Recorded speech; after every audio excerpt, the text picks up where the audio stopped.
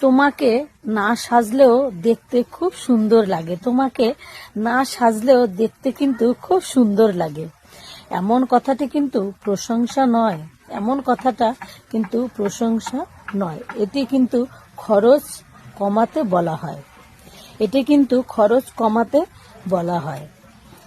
বেগুন পোড়ার মতো চেহারাও কিন্তু গোলাপ ফুলের মতো হয়, আবার গোলাপ ফুলের মতো চেহারাও কিন্তু একসময় বেগুন পোড়ায় পরিণত হয়।